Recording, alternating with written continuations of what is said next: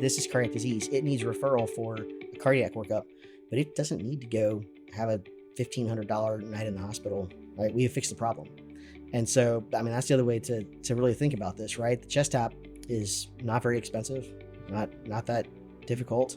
It's time and people, which is difficult. That's the resource that it requires, and right? minutes off my life, right, in stress. No, I'm just kidding.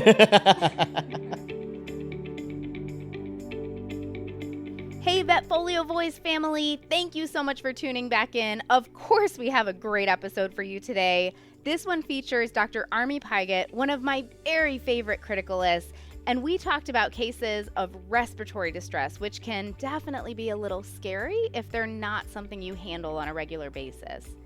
I mean, obviously, if our patients can't breathe, we've got big problems. So lucky me, I got to sit down with Army and pick his brain about how we can effectively manage these cases, either to treat them and get them to discharge or stabilize them enough to transfer them to another facility. And honestly, with what we talked about here, I really feel like we kind of just scratched the surface. I think there's so much more to talk about when it comes to respiratory cases. So I am going to throw out a request here. If you listen to this episode and you have some specific questions that come up with regard to managing respiratory emergencies, please send those my way. You can send them to dvm@vetfolio.com, and there's additional contact information at the end of this episode. Absolutely let us know what else you want to know about managing respiratory cases. I'm telling you, Army is such a great teacher, and with that in mind, I definitely want to mention the Emergency and Critical Care 101 and 102 certificates on VetFolio. Those are free to subscribers and also taught by Army, who, gosh, he's just so good at making you feel like everything is going to be okay no matter what walks through your door. So if you want a deeper dive into topics around emergency and critical care, be sure to check those out. All right, let me go ahead and tell you a little bit about Army. We'll get into our talk. Dr. Army Pygott is originally from South Texas and completed his veterinary degree at Western University of Health Sciences in Pomona, California. After a rotating internship at pet emergency clinics in Ventura, California, he went on to complete an emergency and critical care residency at the Animal Emergency Center in Glendale, Wisconsin. His professional interests include emergency resuscitation, shock, trauma, and wound management. Passionate about teaching, Dr. Pygott focuses on using hands-on labs and high-fidelity simulation to train veterinary teams and improve patient outcomes. As a veterinary emergency and critical care simulation education fellow at Cornell University, he develops simulation-based training programs for veterinary teams. And outside of work, he enjoys the outdoors with his wife, 3 beagles, and a Labrador retriever. Let's go ahead and jump into our episode.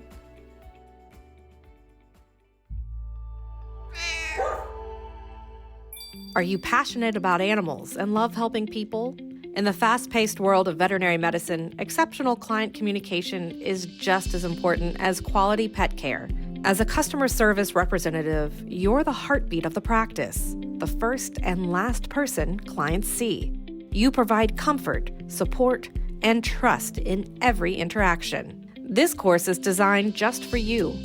It's interactive and practical, featuring real-world in-clinic video scenarios, engaging knowledge checks, and printable resources to give you the tools, confidence, and strategies to handle any challenge and elevate the client experience.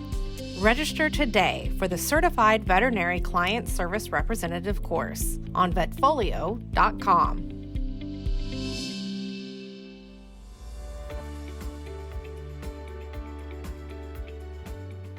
Army, thank you so much for joining me. I always enjoy the conversations that we have. I always learn a lot and feel like I walk away with homework that I have to go review and remind myself of all of the information that we cover. In this episode, we're going to talk a little bit about respiratory emergencies and things like that, which seems like a big topic to tackle here as we're wrapping up VMX.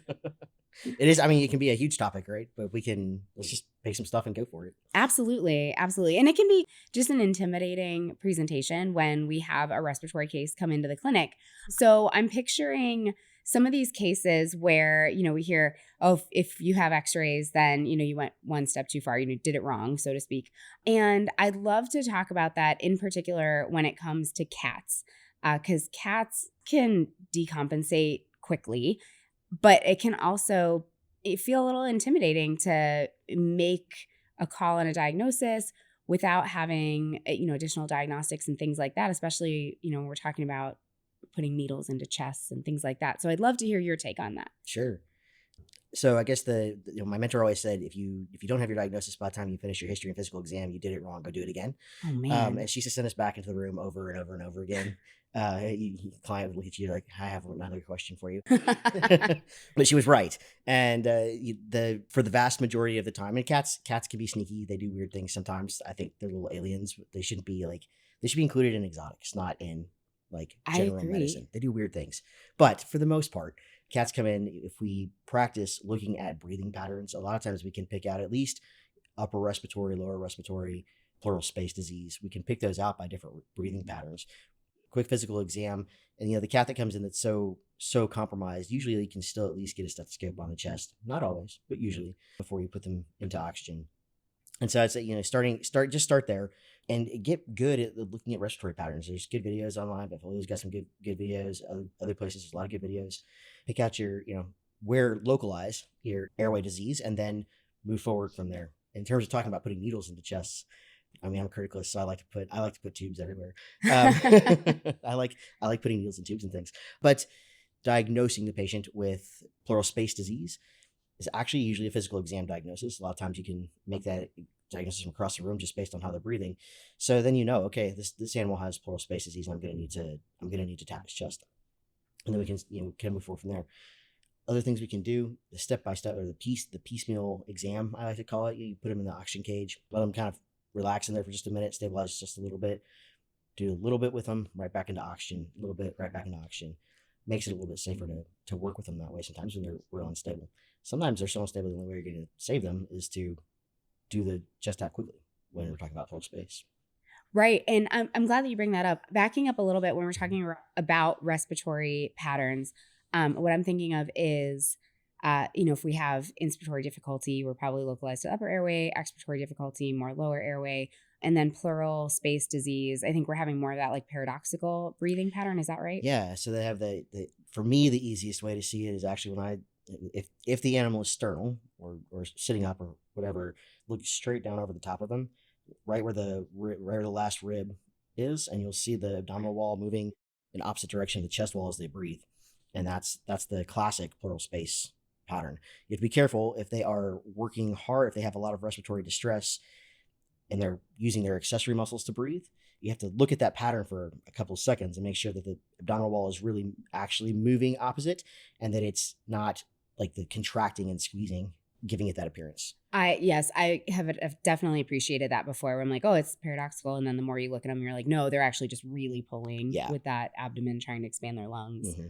And then you're talking about, putting them into oxygen, taking them back out to do that. One, to observe respiratory pattern, and two, to just help make things a little bit safer. What if we don't have an actual oxygen cage and we're really limited to like face mask, and hopefully the cat will tolerate a face mask and not flow by, but sometimes they won't. So when they're really, really distressed, the most important thing is minimize stress. So don't put the gasket on them, the black rubber thing. Right. Don't shove their head into a mask with a gasket. That's going to freak them out. Sure. That's going to make it way worse. But holding a mask in front of their face to concentrate the oxygen that's coming out of the oxygen line, and that's fine, as long as it's not stressing them out. If it's stressing them out worse and making them struggle more, it's probably not worth it, because the more they struggle, the more muscle activity they have, the more their body's oxygen demand goes up, because muscle activity demands oxygen. And then at a time that they can't deliver it because for whatever reason they have respiratory distress, so the stressing them out actually is going to make it worse. So you may not be helping them by putting flow by if they're flailing and stressed and trying to get away, and you're having to restrain them hard to get them to tolerate it.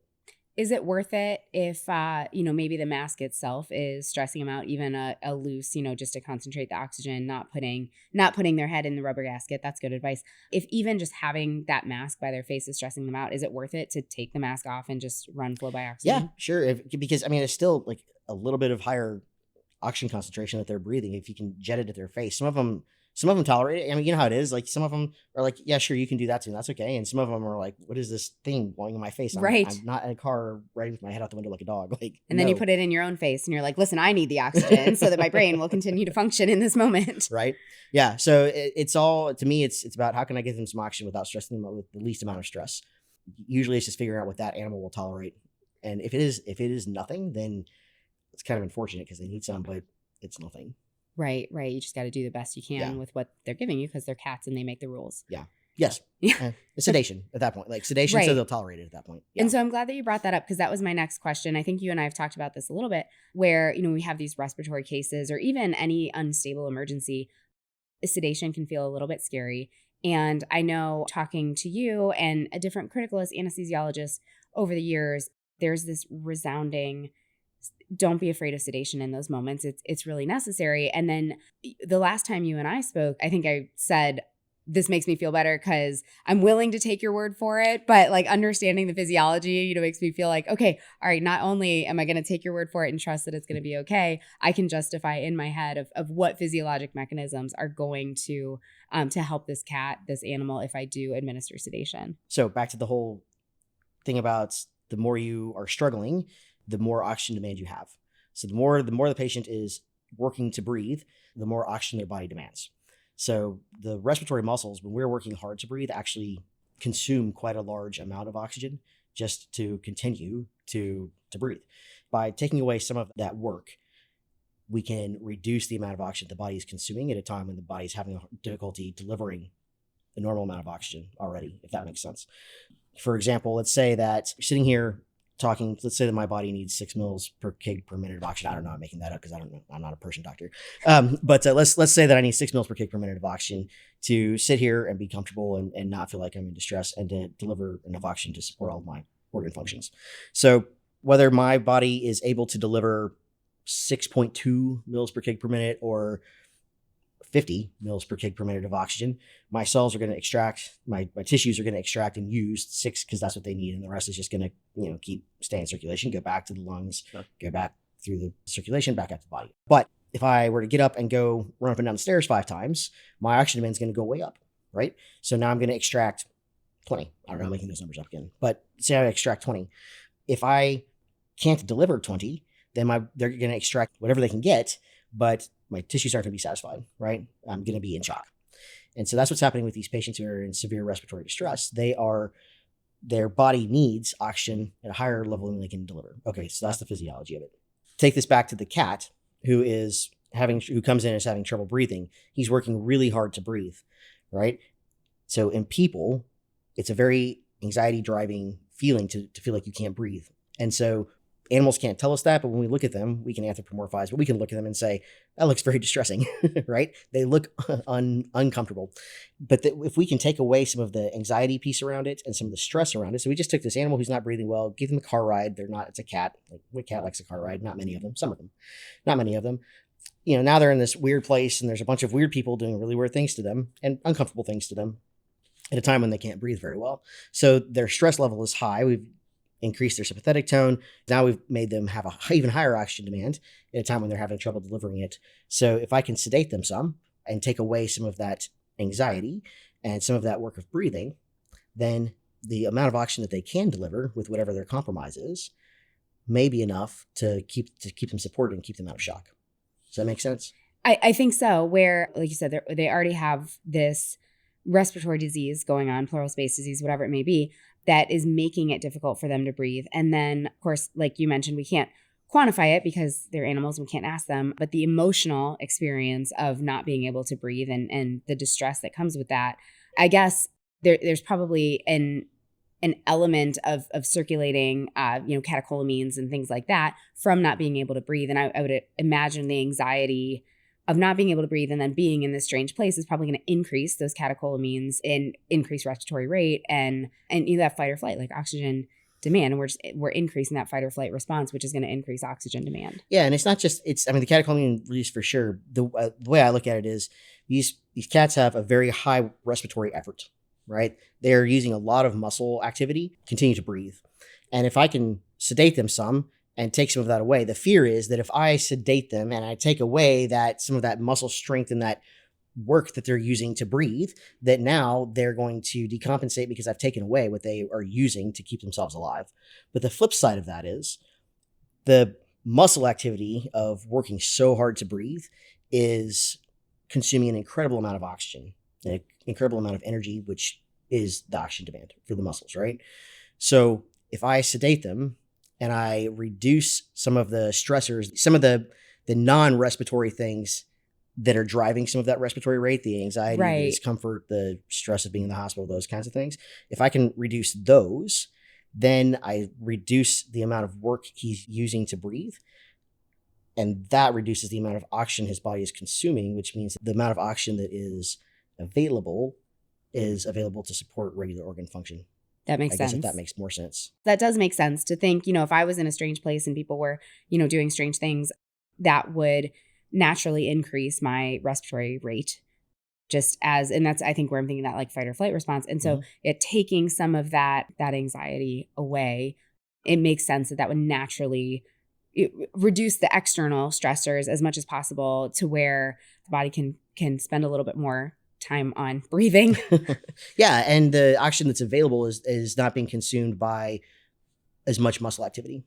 Right. And that's, where that physiology comes in. And I'm like, okay, I can see the, less oxygen demand from the decreased muscle activity. So sedation is not just Army told me it'll be okay. Although that's a pretty powerful driver. Like I'm like, Army says it'll be okay really does get me through a lot of things. But the physiology helps as well. Go with the physiology. I appreciate that. So let's talk about putting tubes and needles into things and kind of how to react in that moment when we do feel like we're looking at pleural space disease in particular, because that's really where we're going to benefit from these chest taps. Yeah. So pleural space disease, so fluid in the chest, air in the chest, and then space occupying lesions, right? Which tumors and things like that. So the distressed cats, so usually when these cats come in with pleural space disease, the first thing I'm going to do is get them some flow by oxygen, give them some sedation. I'm a butorphanol initial sedation person, so I'm probably going to give them somewhere between 0.2 and 0.4 mg per kg torb. I don't know if you put doses out like that, but I do. Yeah, no, the doses I think are really helpful because I think it can also be really tempting in those moments. And this is another like where I know when I'm in practice, like I have that Army said it'll be okay moment. Because it can be really tempting to reduce that dose and say, this is a really sick animal, I'm going to give, 0.1 or something like that. So that reminder to go ahead and give, a normal dose or even, a little bit of a high dose to reduce that demand, I think is really helpful. Cool. I usually reach for 0.4, even in the pretty sick ones. 0.4 mg per kg of butorphanol is my usual go-to. So I'm going to give them some butorphanol and then just let those drugs kind of cook for a couple of minutes while I get my stuff together. So the cat's going to get oxygen, butorphanol, and then I'm just going to let it settle for just a couple of minutes. Let the torb kick in, let the cat just kind of relax, let it kind of recover from being, thrown in the car, pulled out of a crate, all the stressful things that happen around coming into the hospital, and then set up for my chest tap. I like to use a 19 gauge butterfly and a 30 cc syringe for chest taps in cats, and a stopcock. I think the 30 is easier to manipulate one-handed than the 60. Some people like to use a 60. Either one's fine. One of the things to remember is that you can actually cause a fair bit of tissue damage if you put a whole bunch of suction back on that syringe. So as you're drawing back, you should really only want to have 2 to 3 mils of negative pressure at any given time on the syringe. Sometimes you see people like they're kind of panicked because the cat's doing bad. They stick the needle in the chest, and then somebody has that 60 cc syringe, and they go, wow, and they yank it all the way back to 60, right? That's an incredible amount of negative pressure. And if you suck up against tissue, you will suck tissue up against the needle and cause tissue damage. And we're in the chest, so we're talking about, important things. Important tissues, so, vessels with names. We really just want to put, 2 or 3 mils of negative pressure on there at any given time, just like a slow draw. So that's kind of my typical approach to tapping the cat's chest. Don't let like the Hulk adrenaline take no over. Hulking, exactly. No hulking the syringe. I want to go back to Lasix for a minute, because we were doing a talk the other day about cardiology, heart failure, things like that, talking about when to panic, when not to panic. And one point that was made was, if you have this dog that comes in, like neck extended, and of course, now I'm talking about dogs. I suppose cats too, this would apply to, and just breathing really heavy, neck extended, really struggling to get their breath. If you're in that moment and say you're not somebody who sees these kinds of cases all the time, you're not sure, if you're looking at pleural space, if you're looking at heart failure and pulmonary edema, would doing something like Lasix, and I realize this is like a very broad strokes question and can't apply to every situation, but if you're like, just like panic Lasix, and like, let me give, whatever I can to try to get fluid out of the chest, or what should we keep in mind? Lasix is not going to get fluid out of the chest. It'll get it out of the lungs eventually, but it won't get it out of the pleural space effectively. So in general, like if we're, of course, keeping in mind like comorbidities and things like that, Yeah. but we're not going to see help with administering Lasix with pleural space disease. That's because the way Lasix works, right? So you give the injection of Lasix, it has to go be filtered at the kidney. Right. If it's affecting the kidney, it has to loop friendly, and then it's going to make more urine. So you lose plasma volume. Then you start to come back to why is there fluid in the lungs, right? So sitting here right now, you and I are extravasating fluid into from our capillary beds into our tissues. Sure. And at a fairly constant rate in any given tissue bed. And while that's happening, the reason that I'm not developing pulmonary edema right now, hopefully, is because my lymphatic system is able to clear the fluid as fast as it's leaking. So the fluid leaks out of the capillary beds into the tissues. It gets cleared by the lymphatic system, comes back to the lymphatics, rejoins the circulation, and off it goes. Right. So that's how extravasated fluid is cleared from the tissues. So if a cat or a dog or a person, whoever, gets pulmonary edema because they have cardiac disease, what's happened is pressure has built up in their pulmonary vasculature to a rate that it is extravasating into the pulmonary interstitium at a rate faster than the lymphatics can clear it. So that's why you get pulmonary edema. Sure. Okay. So I've got this pulmonary edema. And the reason that Lasix works, I give a dose of Lasix, give it IM or I push it in IV, goes through the circulation, goes to the kidneys, goes to the loop of Henle, has its effect there at the loop of Henle, says put more salt in the urine, which takes more water out of the body. So I start taking more volume as my volume is filtered at my kidneys. I take more volume out and put it into the urine. So my intravascular volume falls. As my intravascular volume falls, my intravascular pressure falls. Right. My hydrostatic pressure falls, particularly on the right side. As that pressure falls, then now the rate of extravasation slows down to a rate that the lymphatics can clear. So the rate of extravasation has to fall, and then the lymphatics are hopefully clearing it at a fairly set rate, right? So the lymphatics are clearing my lungs out, and eventually the rate of lymphatic clearance exceeds the rate of extravasation again, and my lungs start to clear out of edema. And if we're talking about cats developing pleural effusion in addition to pulmonary edema with heart disease, are we still talking about that fluid developing in the pleural space from hydrostatic pressure? Because like my brain would then say that the Lasix would help with that. Right. So the cat with pleural effusion, that fluid is not in a accessible space for the lymphatics to quickly clear it. Okay. Right. You've got this big accumulation of fluid in the chest, in the pleural space, not in the lungs. And it's not really accessible for rapid clearance by the lymphatics. So I give Lasix, and it's really not going to do anything to pull fluid back out of a body cavity. Okay. Because I'm picturing like and this is where these conversations are so helpful, where I'm like, well, we have, capillary beds in our intercostal muscles, and, certainly we have big lymphatic drainage vessels that are running through our chest and things like that. But in general, that's not how that fluid is going to get cleared. The fluid is still, so the lymphatics are still picking up fluid from there, but they're not going to be able to remove that fluid. Like there are lymphatics in the pleural space. We extravasate everywhere. Sure. And there's normally a scant amount of fluid in your pleural space. If you ever think about it, if you ever do a chest surgery, like there's some fluid in there. Yeah. Right? I never do chest surgery, but yes, I do know that there's a little bit of fluid in there. There's a little bit of fluid in there that's supposed to be there. It's the lubricant, right? There's always a little bit of fluid, but there shouldn't be a big accumulation. Should not be enough that you can see it on ultrasound or anything like that. Sure. So the rate of lymphatic clearance from the pleural space and from the lungs is very different, and you're not going to be able to clear the fluid out of the pleural space with Lasix in a timely manner to save the animal's life. That makes sense. To where not that the mechanism is not going to, work, for lack of a better term, but not in a practical way that's going to do any good for your patient. Right. Just like the dogs that come in with a big belly full of fluid because they've got DCM, right? So, that doesn't clear with Lasix, right? You sure doesn't. Right. We're not, like, the way I think about it is like, we don't get fluid out of body cavities with LASIK. We get fluid out of body cavities with needles. I think that's a really good take home of, you're not gonna clear this with LASIK. So you have to do a physical intervention here. Yeah. I'm with you as far as I like butterflies for tapping chests. Yeah. And I have gotten much braver over the years of putting needles into chests and it being okay. Tips and tricks, reassurances for those of us who don't do it all the time. Mm-hmm. How do we think about it in an efficient manner to do this quickly? And what would you say to those insecurities of, like, I'm going to hit the heart, or I'm going to, create a pneumothorax, or whatever it may be?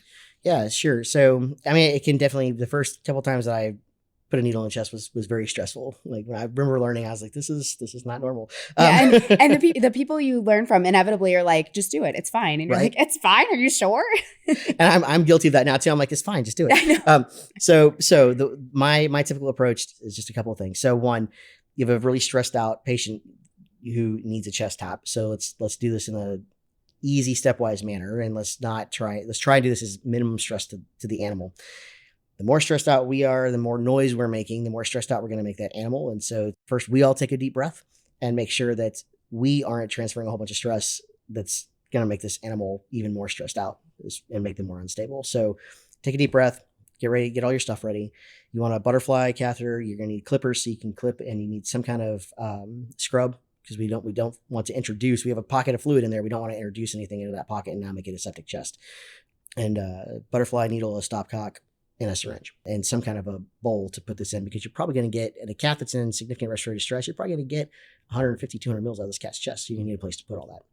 And sometimes this happens real stepwise. Like you just, you reach in and you make one swipe into the oxygen cage. You make one swipe with the clippers to get your fur off, and then you just let them rest for a minute, and then you scrub, and then you just let them rest for a minute, and then you do the tap.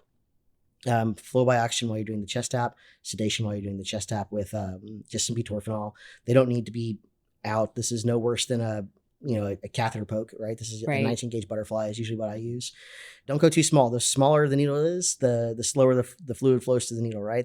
Most cats will tolerate a 19 gauge needle poke. And the worst part is going through the skin. Once you're through the skin, they usually don't care. And most of them are so distressed about the whole breathing bit that they don't seem to notice the needle poke. Yeah. So the big thing is like getting ourselves over it and just using the slightly bigger needle. You can use an 18 gauge catheter. You can use a butterfly. You can use a 16 gauge catheter. Cats, their chest wall is usually fairly thin. So the butterfly is a nice size. It's nice, manageable, has little wings on it. It's easy to hang on to. So landmarks. We want to be in the 7th to 9th intercostal space, either 7, 8, or 8, 9. If you're there, you should be called to the heart, so you don't have to worry about hitting the heart.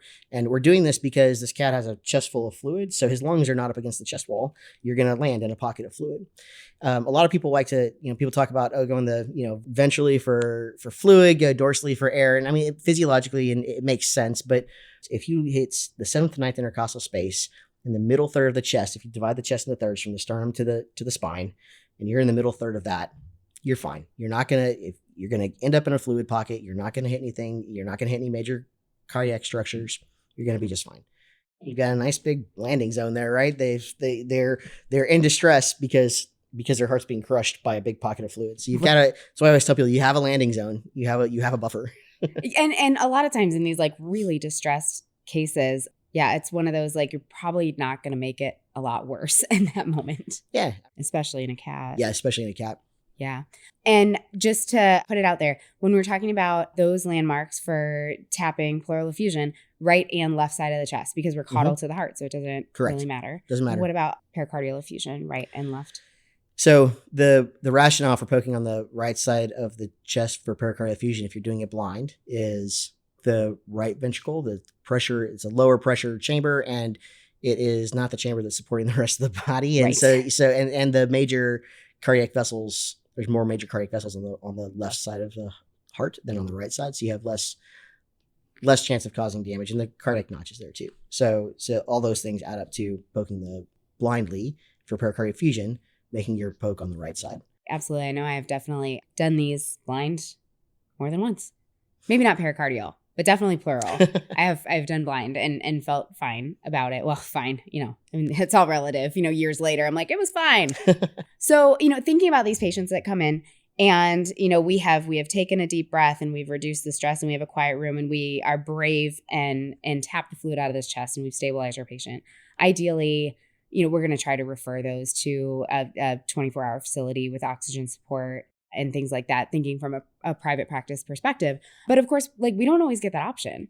Sometimes owners say, no, we can't do that. And hopefully we've stabilized them and we can manage them medically after that. But in a lot of cases, fluid, air, whatever it may be, is going to come back. The question being, repeated chest taps versus, like, should we be thinking about indwelling chest tubes, or is that like, no, don't do that in private practice?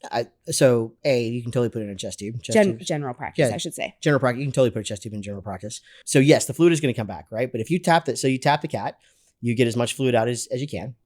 It's not going to come back in 2 hours. It's going to come back over days, right? And if we start them on some furosemide, then it's going to come back even slower, right?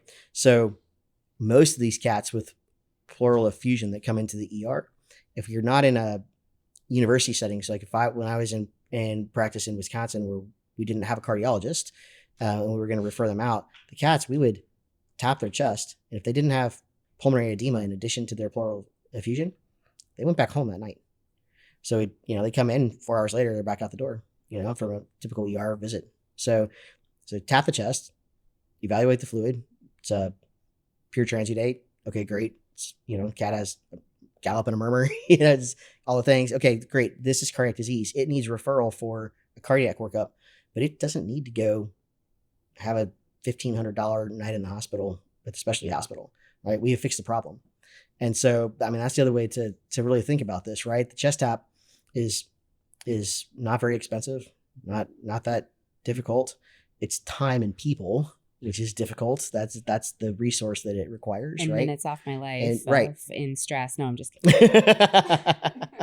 Not as much anymore. I really have to say, like, not nearly as much anymore. I just I can very easily, if you can't tell, recall some of that insecurity of like, oh gosh. Totally. It's very valid. Like, these are scary things to do if you don't do them on a regular basis. For me, this is like, whatever. For someone who does not see that concentration of these cases, this is a scary thing you might do once or twice a year. And I get that, So. But I think, the fact that you do this so regularly, I think speaks to, some of that insecurity we might feel about our diagnosis of like, oh gosh, is this the right thing to do? Am I on the right track here? I think that speaks to how common it is. And you probably are on the right track. So if it's not a pure transudate and we're not, sending them home stable and going, we fixed it. Look at what we did. Patting ourselves on the backs. And maybe we do see pus, or we do see a neoplastic effusion, something that is suggestive of something other than heart disease. Maybe it's trauma and we're tapping a pneumothorax or something like that. What should we think about in terms of chest tubes? Yeah. So my general rule of thumb is, let's split those out into categories. For a pneumothorax, so if I have to tap the chest and they're accumulating air again, they're getting a chest tube. So, because those do accumulate pretty fast from what I've seen. It depends. Sure. Right? It depends on how big the leak is. It could reaccumulate over minutes. Like some of them, if they have a big tear from whatever happened, they've ruptured a bulla or they have chest trauma, they've been hit by a car or shaken by a dog, whatever. The size of the tear is going to determine the size of the leak with every breath, right? Right. And so the bigger the leak, the faster they fill up. So reasons why I would place a chest tube. So if the animal comes in and I have to tap its chest, and it's going to have other procedures. If I'm in the ER, it's going to have other procedures. I'm probably going to put a chest tube in it, because if I'm going to sedate this thing, I want fast access to under the drapes and stuff like that. If I have to tap his chest, if it's having a crisis. So if it came in and it's not going to have to go have any major procedures tonight, and I tap his chest once and it's totally stable, I tap the chest, I get down to negative pressure, I watch it for half an hour, like no air reaccumulates when I ultrasound it, looks good. Fine. We can watch that patient. It's going to go in like a front and center cage where we're going to watch it really close. And I'm going to be intentionally relooking at it probably every 30 minutes for the next 3 to 4 hours with ultrasound to make sure that it's not quickly reaccumulating air. If that's the case, if it's not reaccumulating anything, one and done tap, doesn't need a chest tube. If I'm tapping the chest and I'm getting down to the end, you get negative pressure and then you sit there for a couple minutes, let it take a couple of breaths, and then you get another syringe full of air. That's a pretty good leak. And that needs a chest tube, because it's telling me, all right, it's reaccumulating basically. With every breath, I'm gonna need to put chest tube in. Obviously, if I can't get to negative pressure, I'm gonna have to put chest tubes in. Yes, then we have a problem. Yeah, exactly. So that's the pneumothorax side. The effusions side depends on what type of effusion it is for me. So if it is a dog or a cat with pyothorax, so I do the tap, get the fluid, do my in-house cytology on it. Yeah, that's pus. Automatic chest tubes. because in dogs, we know the dog probably needs to go to surgery, but it still needs to have the pus drained to manage to do source control until it goes to surgery. The cat, a good chunk of cats can be managed without surgery, but they need bilateral chest tubes. 80% of cats, you can clear their pylothorax with many days in the hospital and bilateral chest tubes versus having to go to surgery. The reason for that is, and some of that is regional, the reason for that is that dogs usually have a migrating foreign body in their chest causing their pylothorax. Most cat pylothorax, we think, is from parapneumonic spread, which means they get pneumonia and then it spreads across the chest wall, causes a pylothorax. And you're saying, if I understood you correctly, even though with cats, we're generally not talking surgical decontamination here, doing intermittent thoracocentesis versus placing a chest tube is going to be significantly less effective at clearing that infection and resolving that problem. Correct. To me, the conversation with the owner is your cat has pylothorax. About 80% of these patients we can manage medically, meaning they don't have to go to surgery to have their chest washed out in surgery. They need bilateral chest tubes, and they're usually going to spend 5 to 7 days in the hospital. If that is 100% off the table, we can try intermittent thoracocentesis. It is usually not successful. I tell people that it's there as an option, but I make it really clear, like we shouldn't. This is not a let's try intermittent centesis and then put chest tubes. If and it doesn't work, well, yeah. Because they're getting sicker and sicker and sicker, and we've just made our chances much worse of being successful with chest tubes and increased the chance that now I need such a fast washout that we're pretty much committing you to surgery. Right. And now we're septic and all the other fun things that go with that. Okay. So I go in and I have this conversation with the owner, who is saying, we're not referring, we're going to do the best we can here. And I say, chest tubes are kind of our best option. They say, great, let's do that. And then I walk back in the treatment area and I go, well, shoot, now what do I do? So there's lots of different chest tubes out there on the market. There is the large bore tube and the small bore tube. The larger bore tube is the classic, the one that's on a big trocar, or that you do some of them have a blunt stylet and you do a little cut down and insert them with a hemostat. So those are the bigger ones. And then the small bore tubes are 12 or 14 gauge or 10 gauge, depending on which size you buy. They go in just like a central line. It's the exact same technique. It's called the Seldinger technique or a modified Seldinger technique. And they're really simple. I like them. There's some nice little studies out there that say, yes, you can actually manage cats with pylothorax with bilateral guide wire inserted chest tubes. You don't have to put the giant thumb-sized chest tubes into them, which are much more uncomfortable. Those big ones are much more uncomfortable. Sure. And I think those little ones are a lot less intimidating to place. Well, and also I'm thinking if you're doing an insertion with a hemostat, I'm picturing having this patient under anesthesia because you're going to lose that negative pressure in the chest and need to manually ventilate. Is it the same thing if you're doing, kind of this guide wire inserted? If they're uncooperative, they need some sedation, but they don't need to be under general. If you're putting in chest tubes, yes, you're going to do a hemostat dissection down to put in a large bore tube, but you don't necessarily have to have them under general anesthesia because you're making a hole and immediately putting in a tube and evacuating it. So you can absolutely do them sedated with a lidocaine block. If this is not something that you do on a regular basis, sedate them heavily or induce them, intubate them so that you're in control of the airway, because you're not going to be fast. Like, you don't do this on a regular basis, you're not going to be fast, right? And that's okay. Fast is less important than good. Right. And so the important thing is that we do it safely. And so the big thing is, if I'm sedating this patient who has their chest, their lungs are being crushed by pus, a chest full of pus, which is a lot harder to suck out of a 22 gauge needle or a 19 gauge needle. This is why you end up needing the chest tubes for those guys. When I sedate them and I take away some of their muscle strength to breathe, that may actually make them, when I sedate them heavily, to get them to cooperate for this and to be still, because I need them, if I don't do this a lot, I need them to be still longer. So they're going to be more sedate.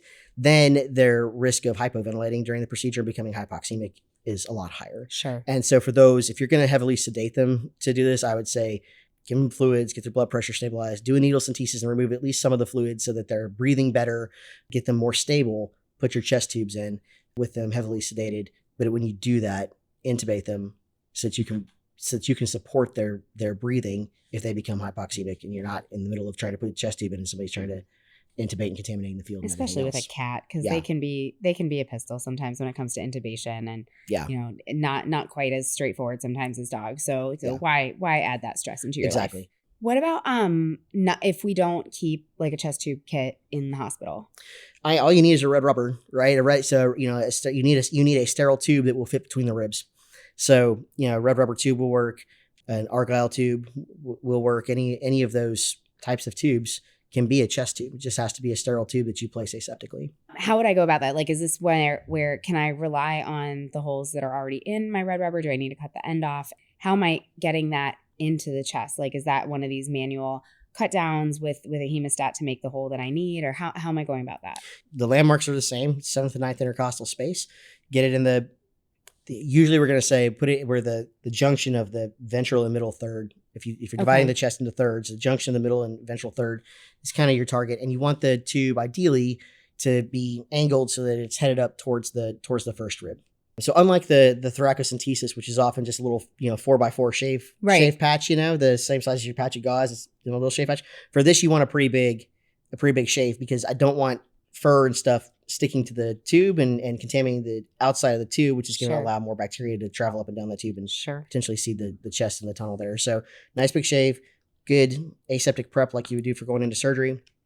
And then the whole idea here is that I want my incision to be essentially the same diameter as my tube. I want that tube to be pretty snugly going through the skin to make a nice seal. Right. And we talk about the tunnel with the chest tubes, right? We want to be tunnel to rib space. Okay. Before it goes into the chest. Nope, totally forgot about that. So give it so we want the tube to go through the skin, through the subcu space, about a rib space, and then go through the chest wall. That's the idea. And that idea is that it creates a better seal. Right. And reduces leaks and reduces contamination, right, of the chest. So you have an assistant who reaches under the drape and grabs hold of the chest, the skin on the chest, and just pulls the skin cranial for you. And then you find your 7th and 9th space. So this is why you have to have a nice big shave. Right. Right, because we just slid the skin over, right? So now you find your 7th and 9th intercostal space, and you just go straight down.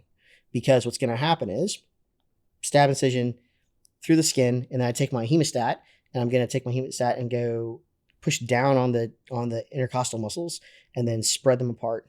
Come back out of the hole, close the hemostats, push down on the muscles, spread, come apart. So I'm going to do that blunt dissection until I pop through the chest wall. You have to push decently hard.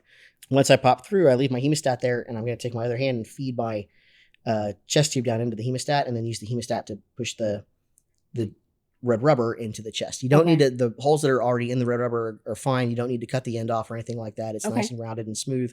We don't really want those sharp edges. Right. Be really uncomfortable to have the sharp edges poking things. So that's kind of the approach. And then let go of the skin. So the assistant lets go of the skin, and you slide it back where it belongs along the chest wall. That'll give you 1 or 2 rib spaces worth of tunnel. Done. You don't have to do the whole blunt dissection tunneling. Then secure it with a purse string at the skin, and then you need a deep suture into the intercostal muscles. Okay. To anchor this chest tube, because if you only secure it to the skin, it's going to slide around a lot and it's going to hurt. And so you want to take a nice deep bite through the intercostal muscles, get a good bite, and then secure your tube to that. Purse string the skin, and then finger trap the tube. Okay. Yeah. Okay. I feel like even I could pull that off. Yeah. It's really making a hole and putting a tube in it.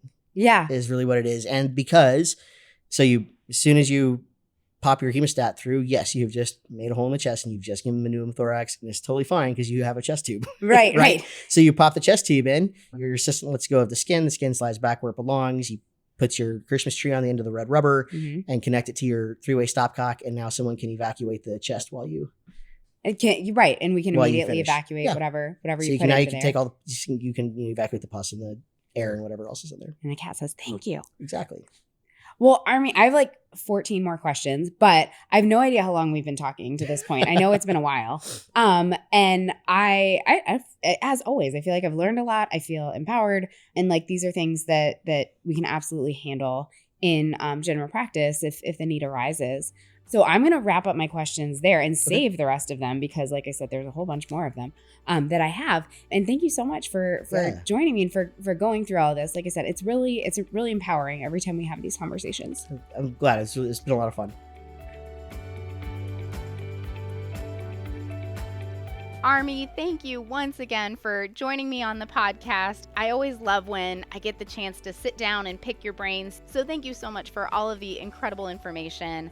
Of course, a big thank you to everyone tuning in to listen to this episode. Please don't forget to send them to me if you have additional questions about managing respiratory cases.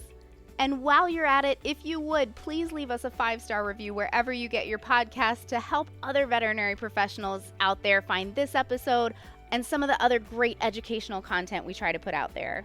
If you would like to hear more episodes, click on the Education tab on the VetFolio website or find us wherever you get your podcasts. Feel free to reach out to me at dvm@vetfolio.com. We can connect on Facebook at Dr. Cassie DVM, or you can follow me on Instagram at dr.cassie.dvm. And remember, if one animal is better off because of you today, it's a great day.